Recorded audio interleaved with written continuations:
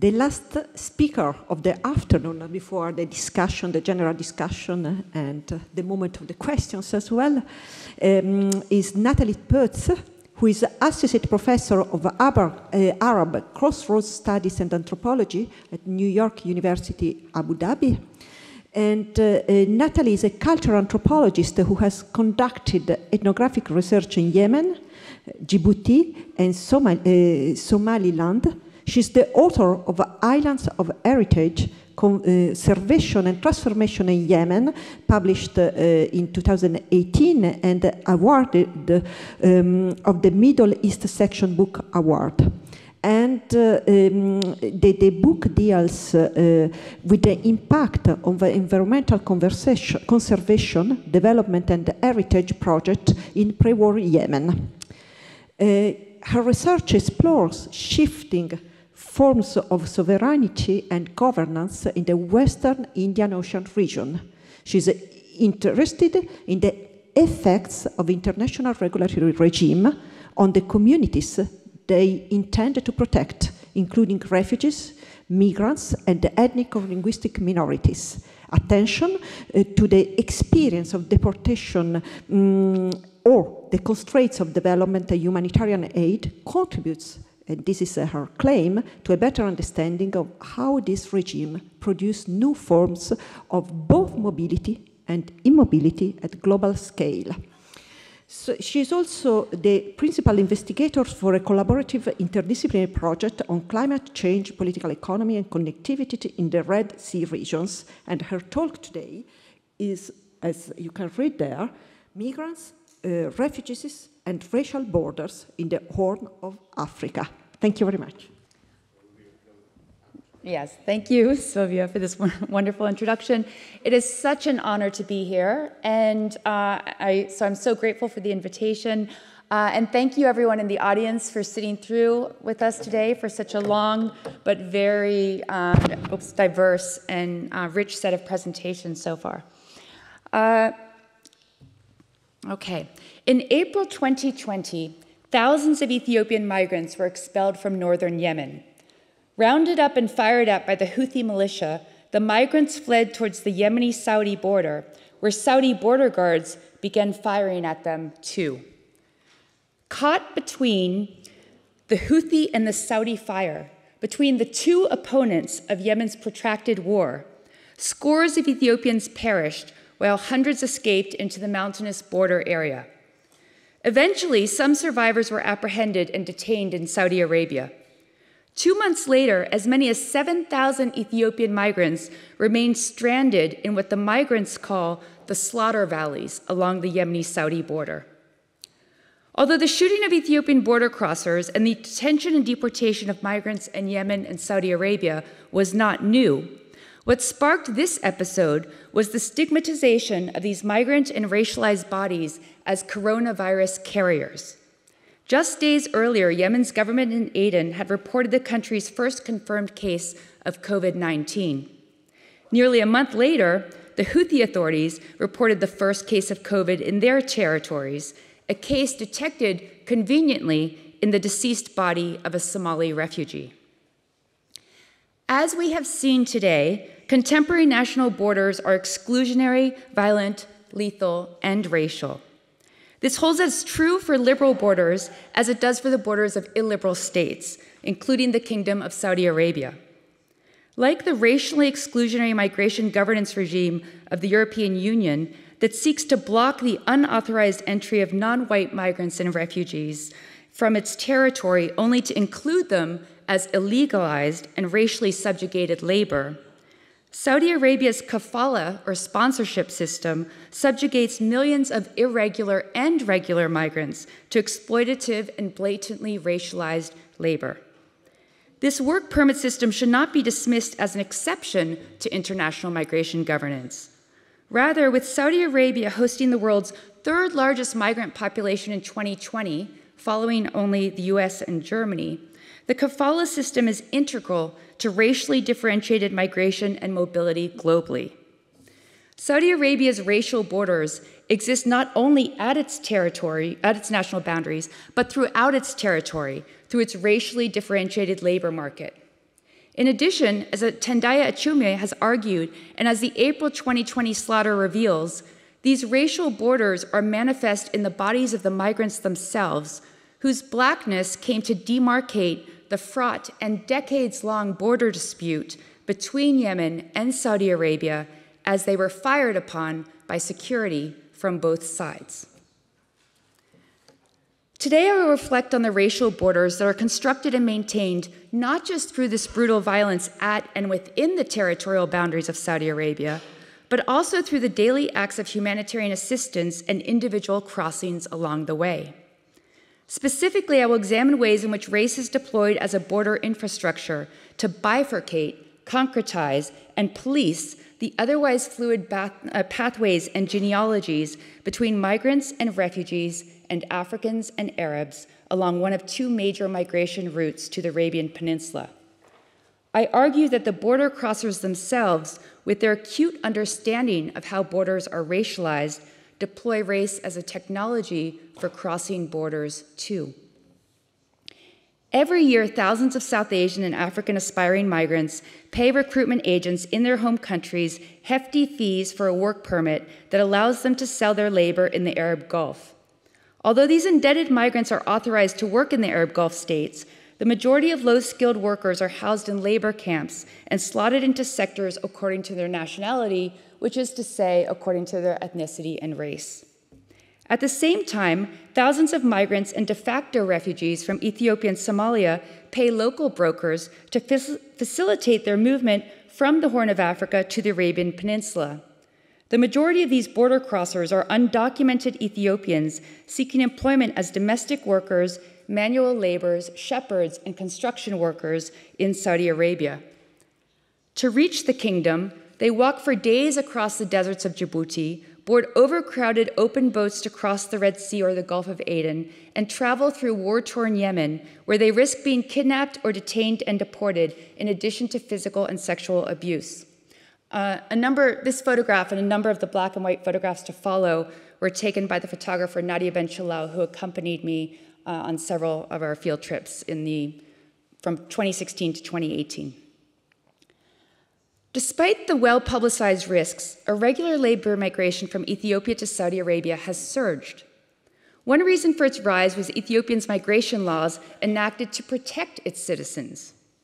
In 2013, the Saudi government announced a 7-month amnesty during which undocumented migrants could regularize their employment status or leave the country without penalty. When the amnesty expired, police arrested, detained, tortured, and deported undocumented workers primarily from Yemen, Somalia, and Ethiopia. By 2014, more than 160,000 Ethiopians had been expelled.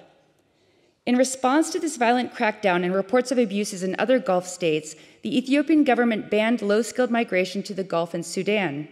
This ban was meant to be temporary, but was not lifted until 2018. During this period, aspiring migrants could no longer procure work contracts through the licensed overseas recruitment agencies that would enable them to travel by air. Irregular migration facilitated by smugglers became more prevalent, expensive, and dangerous at the same time that the criminalization of smuggling and the increase in border surveillance made the services of smugglers all the more essential. Nevertheless, even before and after the ban, most Ethiopian migrants prefer what they called the seaway over the passport to avoid the kafala system that ties workers to their sponsors, to dodge age restrictions on regular migration, or because they lacked travel documents, could not afford the flights, or had personal connections with their brokers. Nor was the outbreak of the war in Yemen a deterrent. If anything, migrants were promised that the conflict made it easier to evade local authorities. Moreover, the majority of Ethiopian migrants are Oromo, who had been targeted by renewed government repression at home. That is, for many Ethiopians suffering from poverty, drought, and conflict, irregular cross-sea migration to Yemen and Saudi Arabia was a form of refuge. In March 2017, the Saudi government launched a new campaign against undocumented workers, giving them a 90-day amnesty. By March 2019, more than 260,000 Ethiopians had been deported. And yet, irregular migration from Ethiopia to the Arabian Peninsula increased.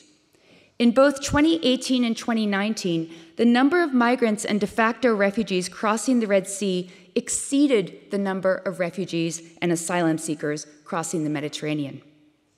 This eastern corridor may have continued to be the world's busiest maritime migration route were it not for the outbreak of COVID, which led Saudi Arabia to close its borders and to ban travelers from Djibouti, Ethiopia, and Somalia, and a few other countries. Meanwhile, thousands of black and brown migrants were detained for months on end. In addition, thousands of Ethiopians were stranded in Yemen, where they became increasingly vulnerable to kidnapping and exploitation. In March 2022, the Ethiopian and Saudi governments reached an agreement to repatriate 100,000 Ethiopians languishing in Saudi detention centers, and this was all through the period of COVID. Exceeding their target, they repatriated more than 130,000 Ethiopians by this past April, just weeks after Saudi Arabia lifted its ban on travelers from Ethiopia. And the government of Ethiopia has just now launched its own migrant recruitment drive. Promised up to 500,000 job opportunities in Saudi Arabia, about the same number, incidentally or not, as the number of Ethiopians deported from Saudi Arabia since 2017, the Ethiopian government is offering orientations and flights for women to become domestic workers there. We're being told that this is an opportunity of a lifetime, a female recruit told a journalist just last month. It is unclear how effective this new government-regulated migration channel will be in curtailing the irregular route through Yemen. At present, the program is only open to medically fit adult women with no criminal record. This means that men and minors will continue to rely on smuggling networks. Women, too, may continue to choose this route for the same reasons they did before, including to avoid being tethered to a sponsor.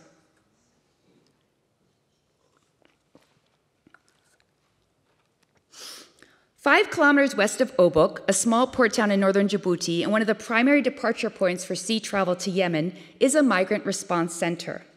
Established by the International Organization for Migration in 2011, the center assists irregular migrants seeking to return to their home countries, in this case, Ethiopians returning from Yemen. This and its longer presence in the region distinguishes the center from the Markasi refugee camp established by the UNHCR in 2015 to house and protect refugees fleeing from Yemen.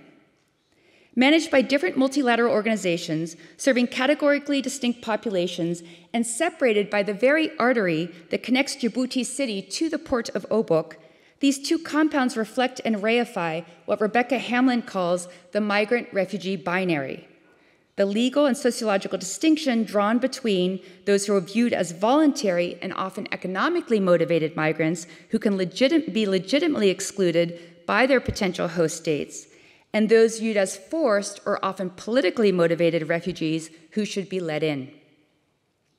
Even the compound's architecture reinforces this divide. In the IOM Center, migrants are provided temporary shelter in communal dorm rooms surrounding an interior courtyard. In the Markasi camp, refugees are provided air-conditioned single household dwellings surrounded by a chain-link fence.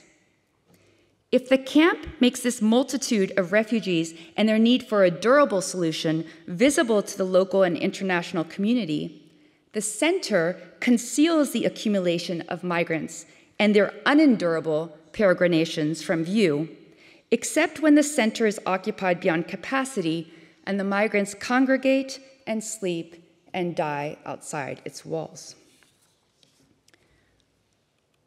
Paradoxically, the road that bifurcates these two populations is the same road that each border crosser traveled as they were shuttled to their respective compounds after their arrival in the port of Obok. Both migrants and refugees crossed one or more international borders without authorization. Both populations fled political conflict and violence in their homelands with the hope of securing a living wage and a viable future elsewhere. Both had suffered the same adversities, including deportation from Saudi Arabia, aerial bombardment by the Saudi-led coalition, and forced conscription or harassment by the Houthis. And both populations are comprised of individuals who migrated back and forth between the Horn of Africa and the Arabian Peninsula, as well as back and forth across this conceptual divide, migrants becoming legally recognized refugees or asylum seekers, and refugees becoming migrants. The southern Red Sea region is often characterized as a transit region for bidirectional mixed migration flows between Africa and the Arabian Peninsula. Yet, in addition to being comprised of individuals all migrating for a variety of reasons, these Red Sea movements are oscillating and multi-generational. They also comprise border crossers distinguished less by nationality than by ethnicity: Arab, Oromo, Amhara, Tigray, Somali, Afar, as well as a large number of individuals who are considered biracial or mixed race due to their African and Arab descent.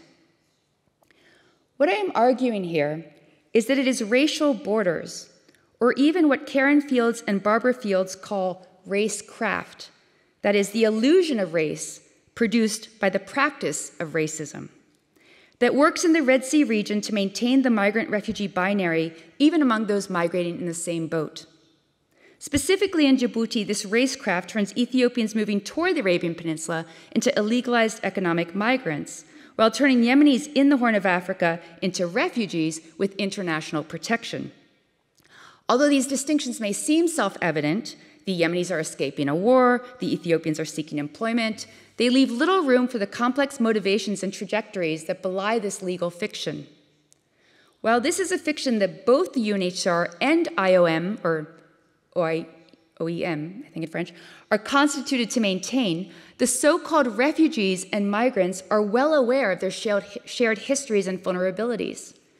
In their common parlance, the two opposing compounds are less often described as a refugee camp and a migrant center than as a center for Arabs and a center for Oromo, Ethiopia's largest ethnic group, or a derogatory term for Ethiopians is used. In other words, while the so-called refugees and migrants subvert these legal distinctions through their own discourse and practice, they reinscribe them through ethnicity or race. This is illuminating precisely because many of the refugees from Yemen are not, in fact, racialized as purely Arab. Rather, they are the mixed African-Arab offspring of Yemeni men who had emigrated to the Horn of Africa to escape Yemen's rigid caste-like system of social stratification based on profession and presumed Arab or African descent. Although the two Yemen republics sought to eradicate these status differentials in the 1960s, the regime of Unified Republic of Yemen that came into existence in the 1990s exalted Yemen's Arab tribal identity. As a consequence, Black Yemenis, who used to be called akhdam, or servants, but now self-identify as Mahamashin, the marginalized ones, continued to be treated as social outcasts and consigned to low-status labor, particularly garbage collection. And the African Arab return migrants, called Muwaladin, which Yemenis translate into English as half-breed or half-caste, feel increasingly ostracized too. "We could not get a good life in Yemen," a Somali Yemeni man in his 60s told me in English. "When you're Black, nobody trusts you. You need to have a tribe, you know? Even if you do have a strong tribe, but if you're Black, you'll be treated like a derogatory term. No one will respect you." It was this social alienation in Yemen, compounded by racial discrimination, a patronage system favoring those with strong tribal connections, and the continued scapegoating of migrants and Muwaladin for Yemen's social and economic problems, as much as it was the war itself that drove many to seek refuge abroad. In April 2015, the government of Djibouti granted prima facie recognition or refugee status to all asylum seekers from Yemen. Yemenis living in the Markazi camp maintain that they have acquired more rights and value as UNHCR recognized refugees than they had had as citizens in Yemen. "At least I have a leg to stand on in this camp. I have all the rights as refugees do," a Somali Yemeni widow told me in 2016. "As a child of the UN," as several put it, these Black and other marginalized Yemenis felt that they had acquired an ascendant status. "I was like a refugee in Yemen, but without international recognition, or virtual refugee. Now I am a real refugee," ostensibly, or so-called low-status man told me in 2018. As refugees, these Yemenis believe that they've now been granted a choice among UNHCR's 3 durable solutions, that is repatriation, resettlement, and return to Yemen, whereas as former migrants, Their futures had been constrained. In addition, as refugees living in the so-called Arab camp, they have received superior shelter and assistance from Gulf state charities, not just in comparison to the migrants in the center across the street, but also in comparison to displaced Eritreans and Afar pastoralists with Djiboutian nationality who live all around them. This Arab camp houses also several Somali, Ethiopian, and Eritrean families who had previously been refugees in Yemen. Some told me that they had insisted upon being housed among the Arabs, expecting that the conditions in this camp would be better than Djibouti's two older camps for refugees from the Horn. Finally, the structural bifurcation between Black migrants and Arab refugees aids in the re-racialization of Black Yemenis as Arab. These racial borders, albeit in practice ever fluid, are concretized by other forms of humanitarian assistance and care, notably in the hiring of Ethiopian migrants as the refugee camp's garbage collectors, a job and status formerly associated with the Yemeni Mohammedshin. As the Oromo walk through the camp, picking up its overflowing trash, their mobile Black bodies demarcate the categorical borders between migrants and refugees, Africans and Arabs, not unlike the ways in which the targeted Ethiopian migrants demarcated the border between Yemen and Saudi Arabia.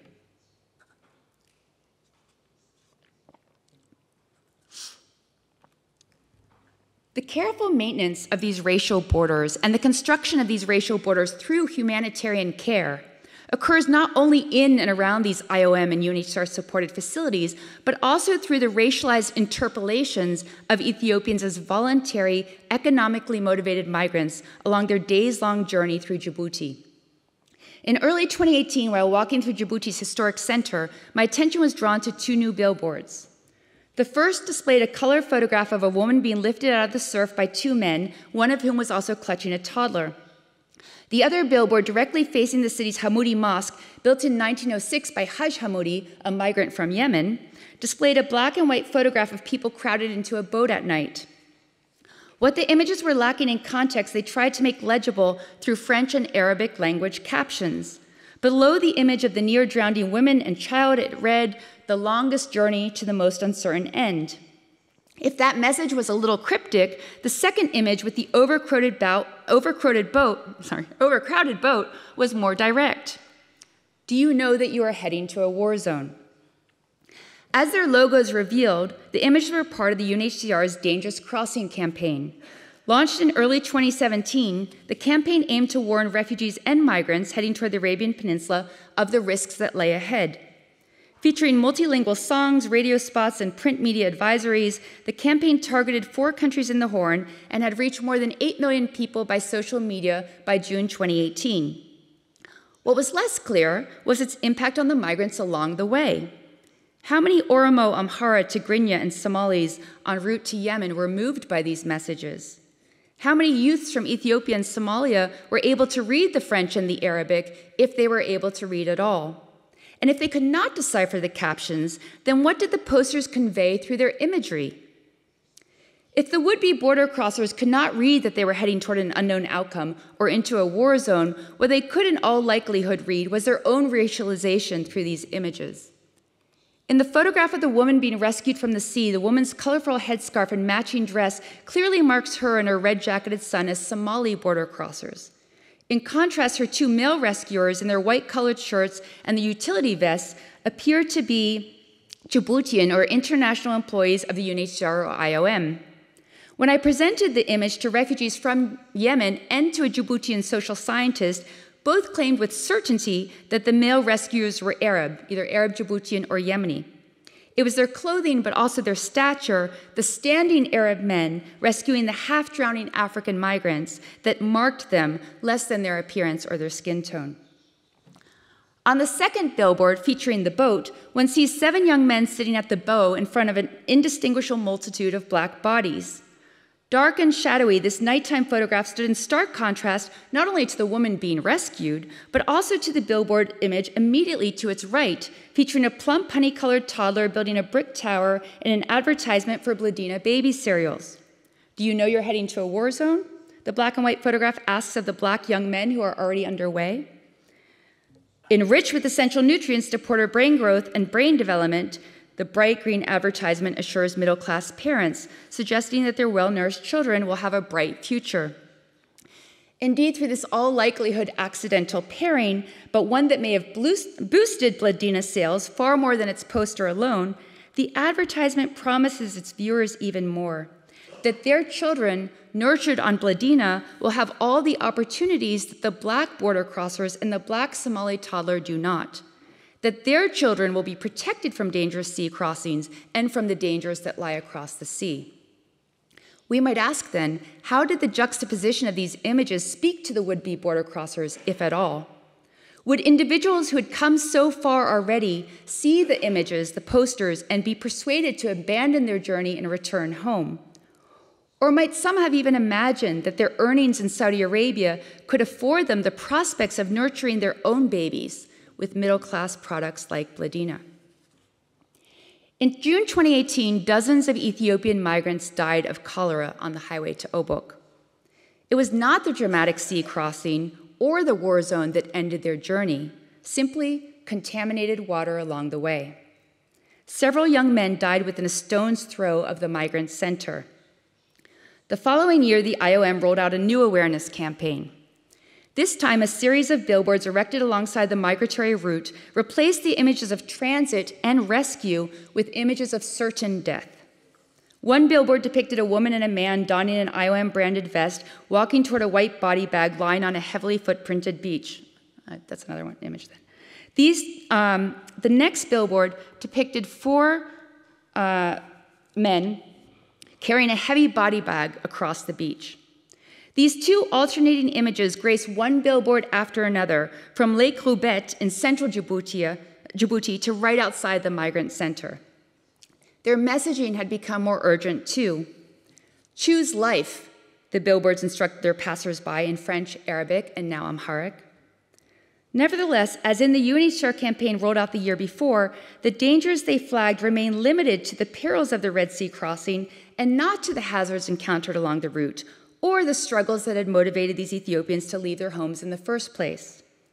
Choose life, the sign said, and the migrants did. They continued to walk. I lied to you. I looked up from my notebook, where I was taking note of the conversations I'd had with Ethiopian migrants inside the migrant center, to see a migrant named Hassan standing beside me. I'm not Ethiopian at all. I'm Yemeni, Asli, pure Yemeni, Hassan continued. Hassan was one of the migrants who approached me as I was leaving the center to ask me if I could tell them when the bus would arrive. Every month or two, when the center reached full capacity, the IOM office arranged buses to repatriate the returned or stranded migrants to Ethiopia. It was October 2018. The men who circled around me had been sitting around for weeks waiting to return home.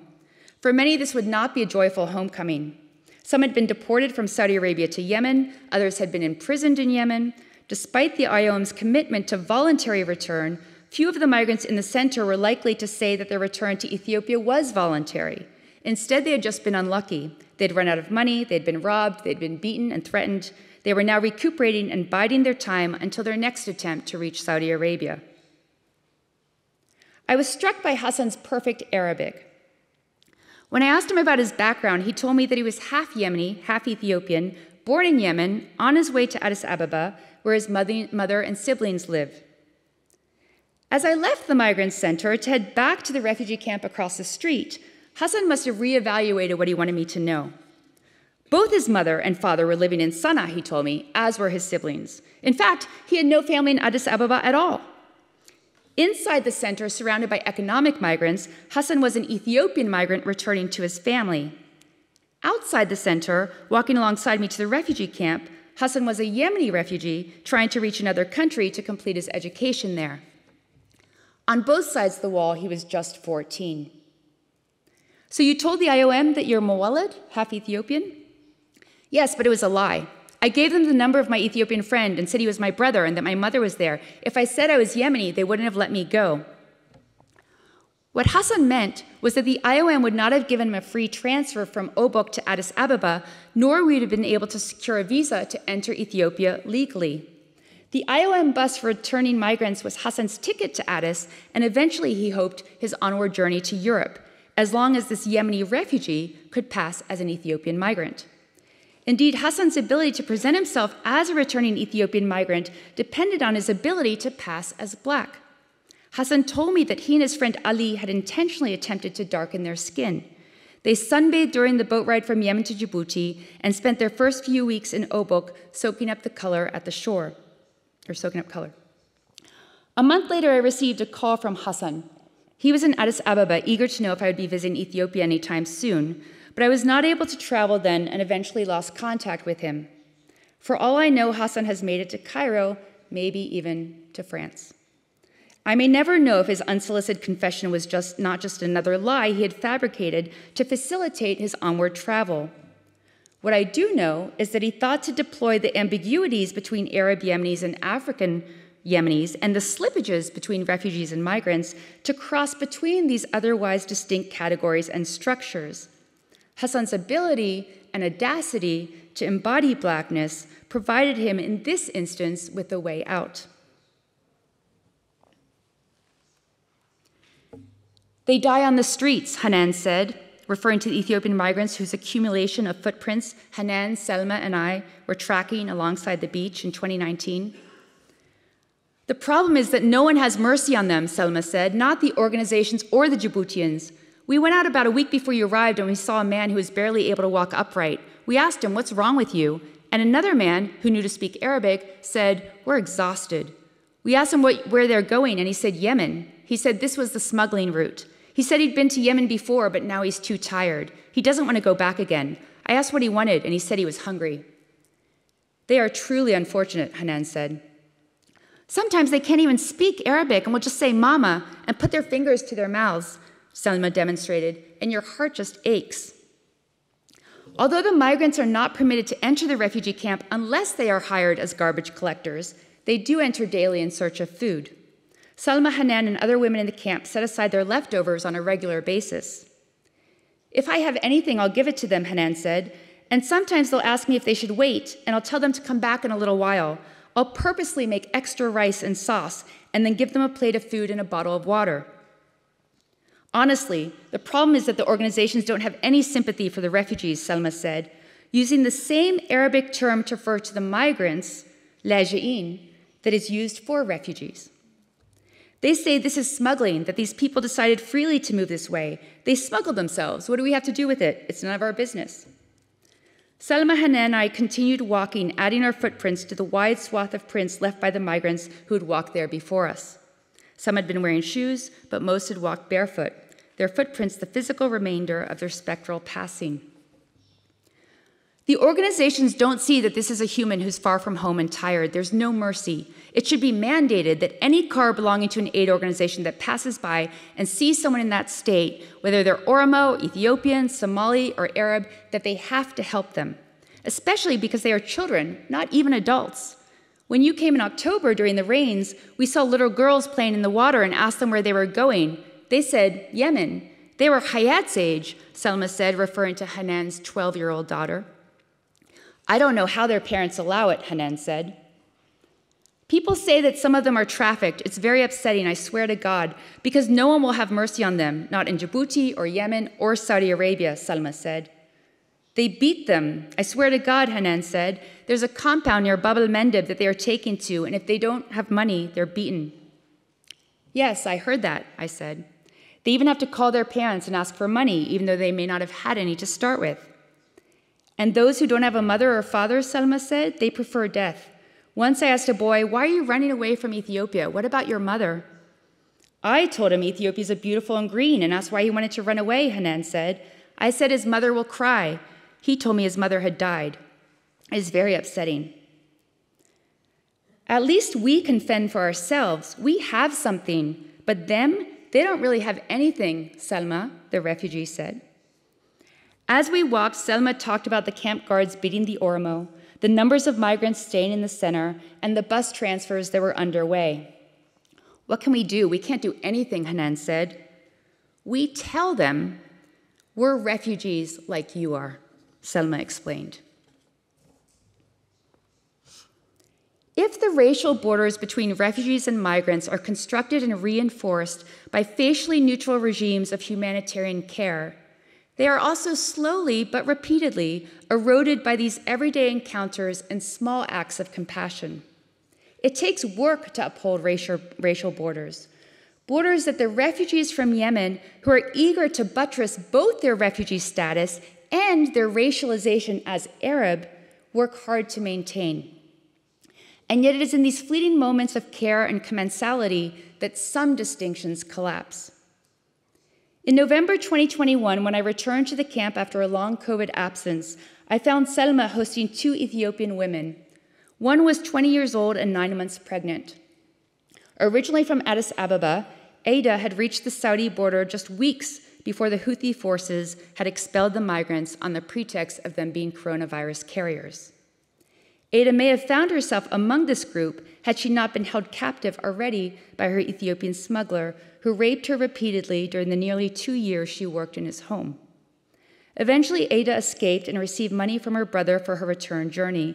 She did not want to return to Ethiopia, however, where her mother had died and her father had remarried, and had requested asylum in Djibouti. At the time I met her, Ada was living at the migrant center, awaiting the delivery of her child, the child of her captor, so that she could be transferred to Djibouti's Holho camp for refugees from from Ethiopia. During these weeks, Ada frequently visited Selma, herself a victim of gender-based violence, who baked cakes for her clandestine guests. Both women dreamed of being resettled to the US. To conclude, the structured juxtaposition of refugees and migrants and Arabs and Africans in Obok provides a valuable lens through which to unpack how nation-states, international organizations, and border crossers deploy race to both uphold and subvert the migrant-refugee binary that affords choice to a select few while vilifying the migratory choices of the majority. It is productive precisely because it shows the ways in which national identity is conflated with race. Yemenis are Arab, Ethiopians are Black, and how embodied race is itself, of course, artificial and malleable. It is no surprise, then, that regulating borders according to nationality entails racializing them, the bodies that cross them, and the movements toward these borders. The racial borders encountered in places like Obok are not only the top-down constructs of states and migration governance regimes.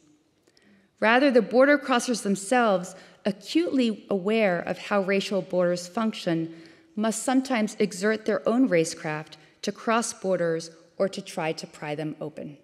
I'll stop there. Thank you.